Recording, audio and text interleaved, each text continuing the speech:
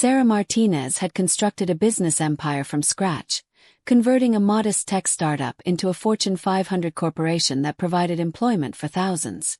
She possessed the ability to broker million-dollar transactions, dominate boardrooms filled with senior executives, and motivate entire teams through a single presentation. Yet seated in solitude at her cousin's wedding reception, observing couples sweep across the dance floor in seamless synchronization, she experienced a vulnerability she hadn't felt in years. The cream silk of her gown cascaded gracefully around her wheelchair, while the diamond earrings she'd chosen for reassurance captured the gentle golden glow of the venue's crystal chandeliers. She had arrived with deliberate tardiness, as chief executives tend to do. However, at this moment she regretted not remaining at home. Each table resonated with merriment and animated dialogue while she occupied the reserved family table, paradoxically vacant aside from her presence. Her family members were dispersed throughout the reception, engrossed in their individual festivities, abandoning her with only her champagne glass and the mounting awareness that professional achievement didn't guarantee social acceptance. Sarah had experienced paralysis from the waist down following a vehicular accident during her university years, though she had refused to allow it to establish her boundaries until instances such as this. Within the corporate environment, her wheelchair served merely as another fixture in the space. Here, encircled by flowing evening gowns and gentlemen in impeccably tailored tuxedos, it seemed like an obstacle she couldn't strategically overcome. She was browsing through messages on her device, preparing to offer her courteous farewells and depart, when a tiny voice disrupted her exit strategy. "Are you melancholy like my father?" Sarah glanced upward to discover a young girl, approximately 6 years of age, positioned next to her table.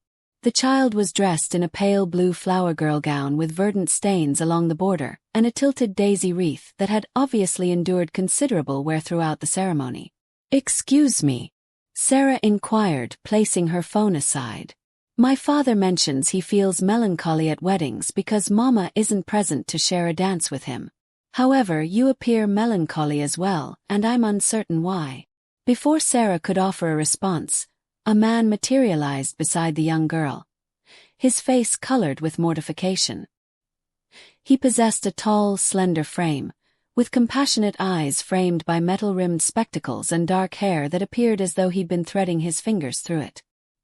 His black suit displayed slight creases, and Sarah observed a tiny handprint on his jacket lapel, testament to his daughter's devotion. "Emma, darling, you cannot simply approach strangers and—" He hesitated upon seeing Sarah, and something transformed in his demeanor. "I apologize profusely. I'm Marcus, and this is my daughter Emma. She possesses a talent for posing the most candid questions at the most inappropriate times." Sarah discovered herself smiling for the initial time throughout the evening. "I'm Sarah, and truthfully, she might be onto something. I am experiencing some displacement." Marcus examined her expression with authentic curiosity, rather than the courteous detachment she typically encountered. "Would you object if we accompanied you? Emma has been gathering narratives from each table, and I believe she's determined you're her subsequent interview target." "Certainly," Sarah indicated toward the unoccupied chairs. "I could benefit from the companionship." Emma clambered into the seat adjacent to Sarah while Marcus positioned himself opposite them. "Are you royalty?" Emma asked without hesitation. "You possess royal earrings." Sarah chuckled, an authentic laugh that caught her off guard. "Not precisely. I manage a corporation. Similar to a supervisor." "Exactly like a supervisor. Fascinating. Father educates children, but he mentions that perhaps someday he might become a supervisor as well." "Correct, father." Marcus smiled tenderly at his daughter. "Perhaps someday, sweetheart.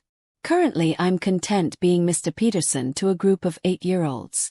As the evening advanced, Sarah discovered herself authentically appreciating their dialogue.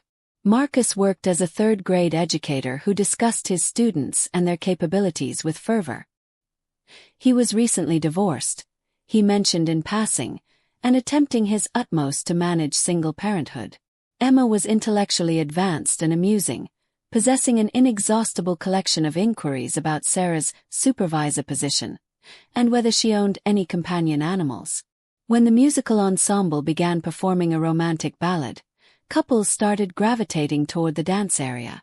Emma observed them with enlarged eyes, then pivoted toward Sarah with sudden enlightenment.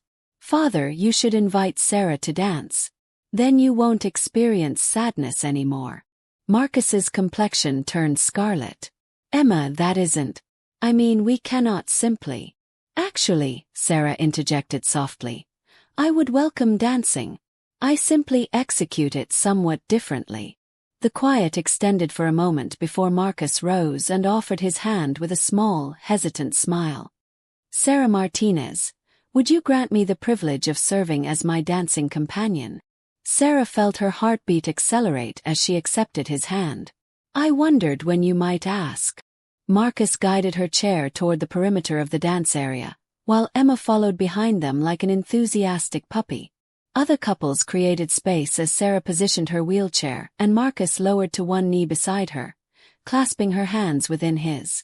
They moved rhythmically to the melody, her torso swaying elegantly while he remained beside her, their gazes locked in a moment of complete mutual understanding. Emma applauded with joy, and Sarah observed other attendees pausing to witness, not with sympathy or fascination, but with the identical warm admiration they demonstrated for any couple sharing a tender moment.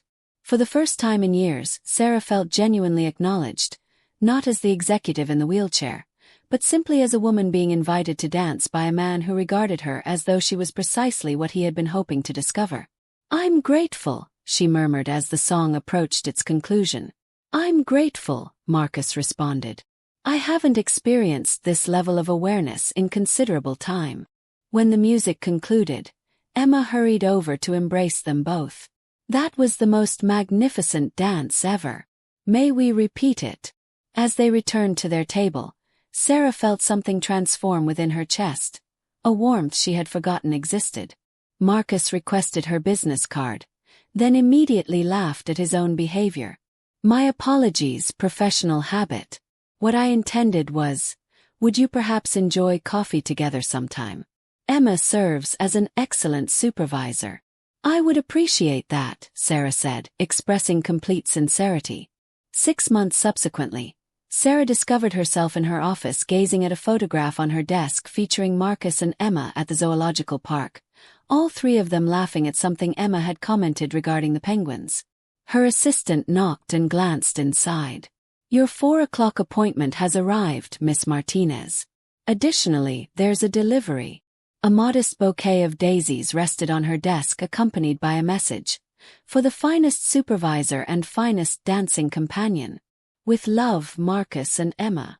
Sarah smiled, recalling that evening at the wedding when she had felt so isolated.